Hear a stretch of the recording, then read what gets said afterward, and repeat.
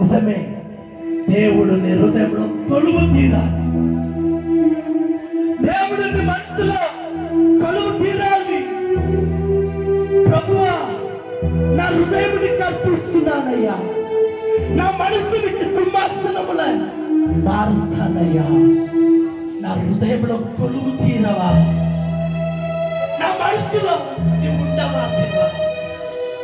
సహోదరి సహోదరుడా, దేవుడు నీ హృదయంలో ఉంటే నీ మనసు ఆయనకు సింహాసనము వలె నువ్వు సమర్పించుకుంటే దేవుడిని ప్రతి కష్టాన్ని జ్ఞాపకం చేసుకుంటున్నాడు, ప్రతి శ్రమ జ్ఞాపకం చేసుకుంటున్నాడు, ప్రతి సాధన జ్ఞాపకం చేసుకుంటున్నాడు.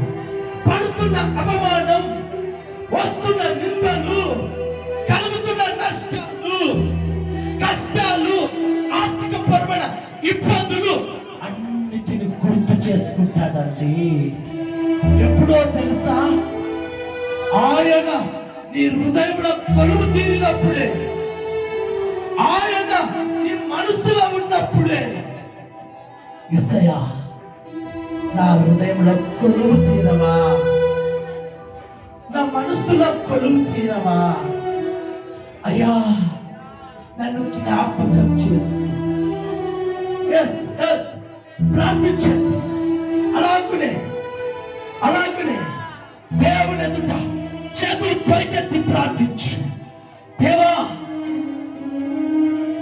దేవానికి స్తోత్రమయ్యా, నా కుటుంబానికి జ్ఞాపకం చేసుకో, నా సమస్యలు జ్ఞాపకం చేసుకో, నా ఇంటిని జ్ఞాపకం చేసుకో. సమాధానం లేదు, సంతోషము లేదు, కలవరము,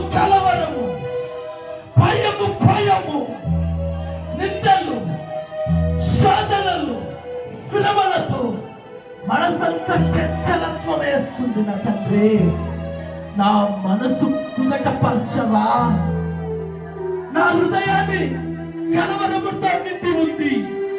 నా హృదయం కలవరముతో కాదు ప్రభువా, నీవే నా హృదయంతో నిండి ఉండాలి.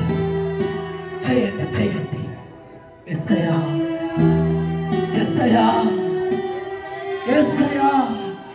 నా హృదయంలో ఉన్న కలవరాన్ని తీసివేసేవాడు నీవే.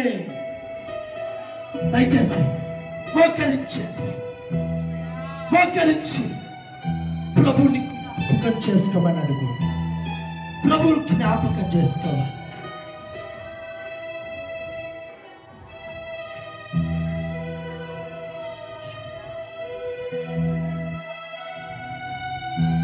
అమ్మా, సహోదరుడా, నా మాట విని నువ్వు